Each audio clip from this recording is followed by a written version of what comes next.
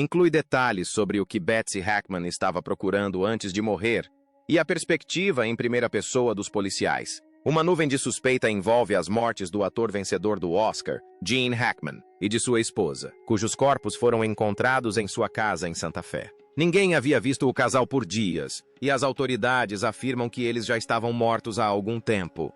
Havia algo enterrado sob a propriedade de Gene Hackman que nunca deveria ter sido encontrado. E o que os investigadores descobriram lá não apenas levantou questões sobre o seu passado, como também respondeu a todas elas, sem deixar margem para dúvidas. Não se trata de rumores, especulações ou da forma como a história escolherá lembrá-lo. Trata-se de provas biológicas, inegáveis e profundamente pessoais. Evidências que apontam diretamente para decisões que ele tomou e ações que realizou muito antes de alguém sequer pensar em investigar. No momento em que os resultados do DNA chegaram, tudo mudou. O caso não apenas se intensificou, como desapareceu da vista do público, transferido discretamente para as mãos de agências que não lidam com coincidências. E quando você finalmente entende o que estava escondido naquele túnel, o que isso prova, o que confirma e o que revela sobre o que Hackman sabia o tempo todo, a história não parece mais um mistério não resolvido. Parece algo muito mais próximo de um julgamento. A versão oficial que ninguém questionou. Quando Gene Hackman faleceu em sua mansão de 4 milhões de dólares americanos em Santa Fé, Novo Mexico, a história oficial pareceu quase fácil demais de aceitar. Ele tinha 95 anos. Sua esposa, Betsy Arakawa, já havia falecido. Um homem idoso, perdido em luto, se isolando lentamente do mundo até que seu corpo finalmente sucumbiu. A morte de Betsy foi atribuída a uma grave infecção viral. A de Gene foi registrada como insuficiência cardíaca. A história era interessante. A história era humana. A história estava errada. Para a maioria das pessoas. Até mesmo a chegada repentina de agentes federais à propriedade mal chamou a atenção. Um homem com a riqueza e a fama de Hackman merecia cautela extra. Certo? A presença do FBI foi tratada como procedimento de rotina quando propriedades de alto perfil são repentinamente abandonadas. Os enormes portões de aço, os sensores de movimento ao redor da propriedade, as câmeras térmicas instaladas ao longo dos muros perimetrais, tudo parecia precaução normal para um ícone de Hollywood que passou anos evitando paparazzi. Os rigorosos acordos de confidencialidade exigidos de qualquer pessoa que já tivesse trabalhado lá, práticos, privados, compreensíveis. E foi exatamente por isso que funcionou tão bem como fachada. A própria propriedade mantinha a ilusão. Estava escondida atrás de grossos muros de pedra, completamente fora da vista das estradas próximas. Anos de isolamento intencional fizeram com que cada recurso de segurança parecesse comum. Quando Gene Hackman desapareceu da vida pública, a propriedade não era apenas a casa de uma celebridade, era uma fronteira controlada. Ninguém que passava por ali jamais questionou isso.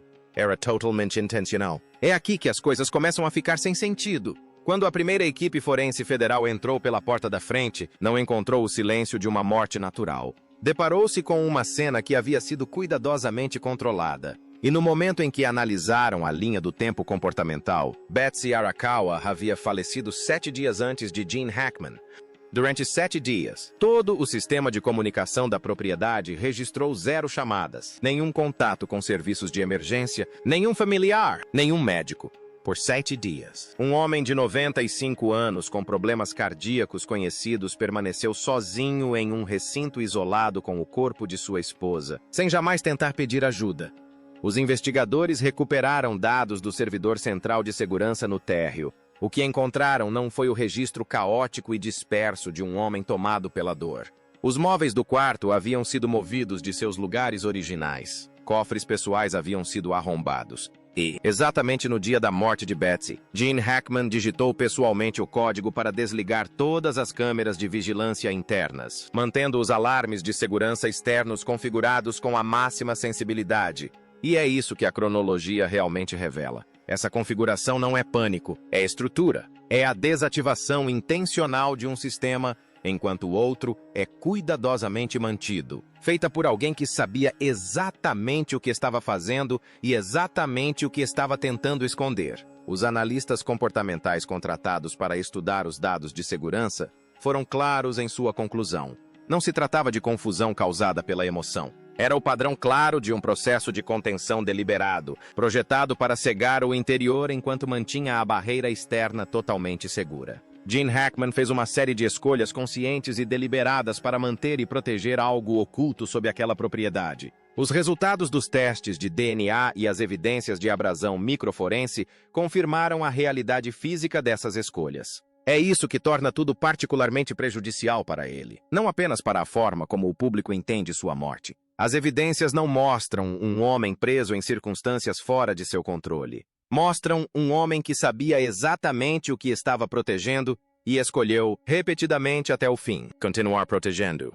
O que o LiDAR revelou na rocha, as inconsistências físicas, levou os agentes federais a investigar mais a fundo, literalmente, sistemas de escaneamento.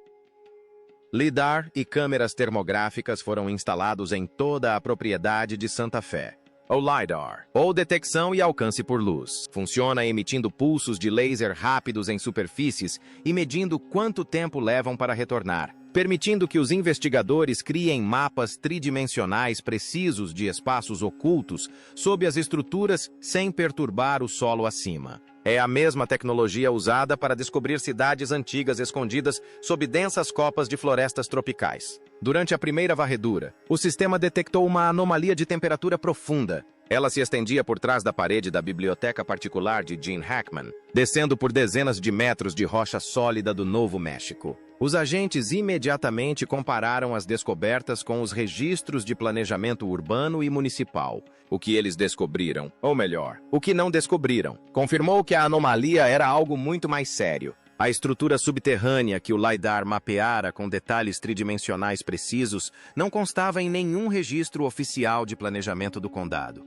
Nunca havia sido registrada, nunca havia sido divulgada. Officialmente, não existia. A entrada estava escondida atrás de uma estante. Esse detalhe por si só poderia parecer inacreditável se o mecanismo por trás dela não fosse tão intencionalmente, quase brutalmente, prático. Não havia leitor biométrico, nenhum interruptor eletrônico, nenhum sinal sem fio de qualquer tipo. O que garantia a segurança daquela passagem era um complexo sistema de travamento mecânico embutido diretamente na madeira e no aço. Uma sequência precisa de ações físicas que precisava ser executada inteiramente à mão, exigindo força considerável para liberar parafusos de aço maciço fixados na estrutura. O projeto era deliberado e específico. Um sistema que não produz nenhum rastro de radiofrequência, um sistema que continua a operar durante uma queda total de energia, um sistema resistente a monitoramento remoto, ativação acidental ou detecção por ferramentas de escaneamento eletrônico. Quem projetou essa entrada a projetou para um propósito específico.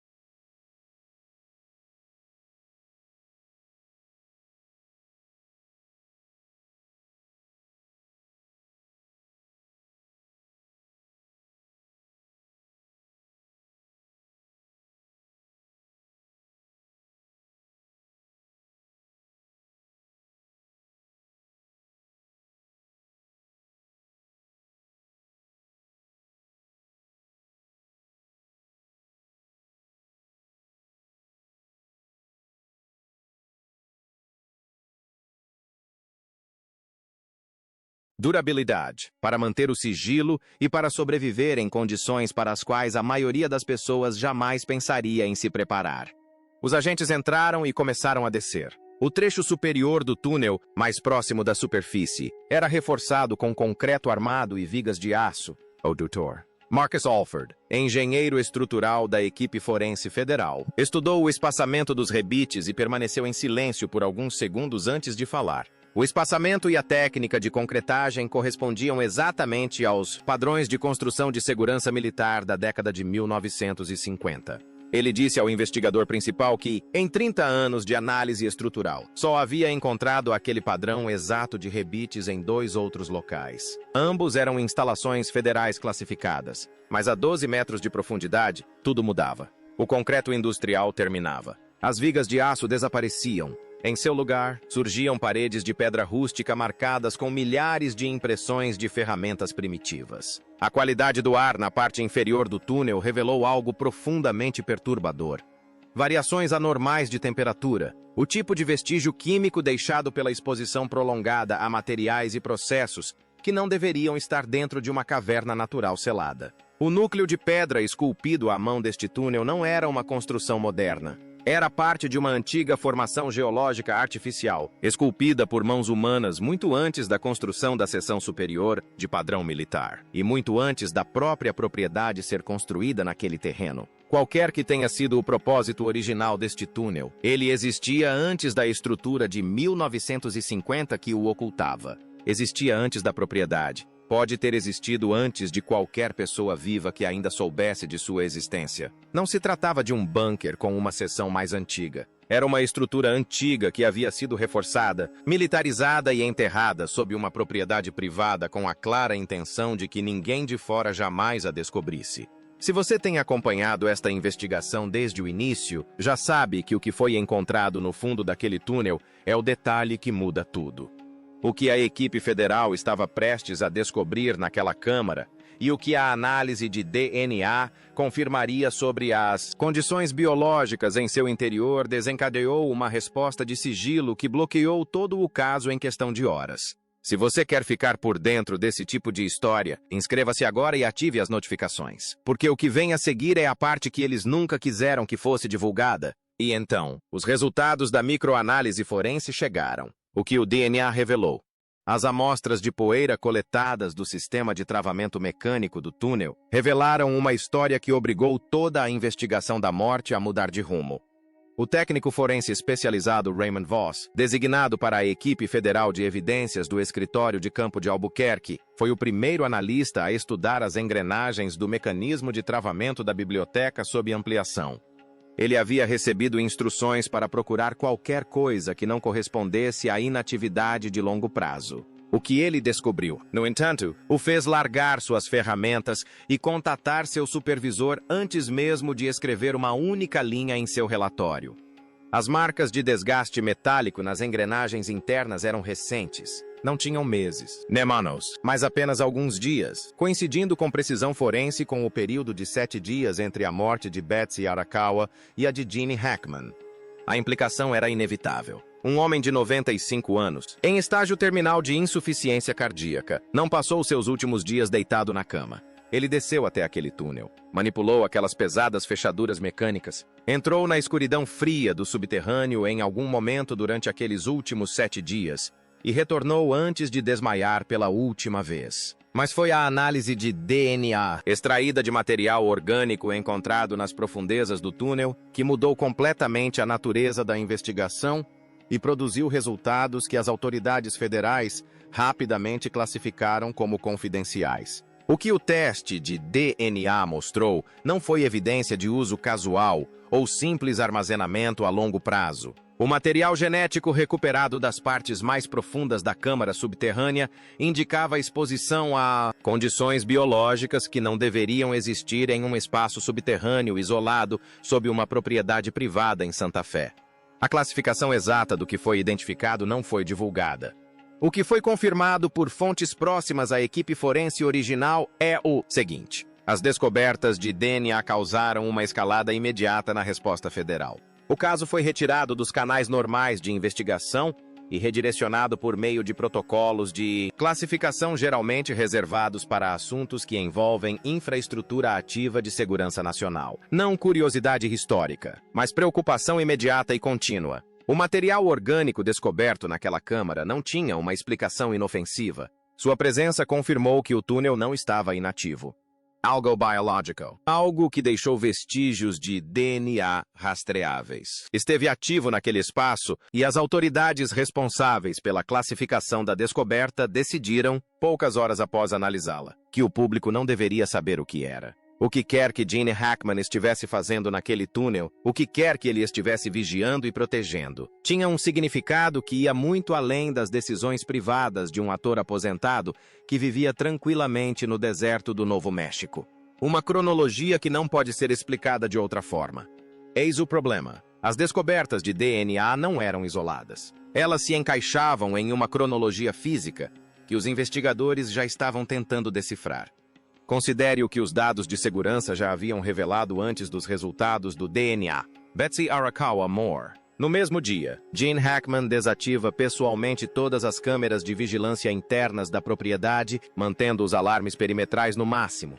Passaram-se 7 dias sem qualquer contato com o mundo exterior. A análise microforense do sistema de travamento mecânico, realizada por Raymond Voss, confirmou que o túnel foi acessado durante esse período.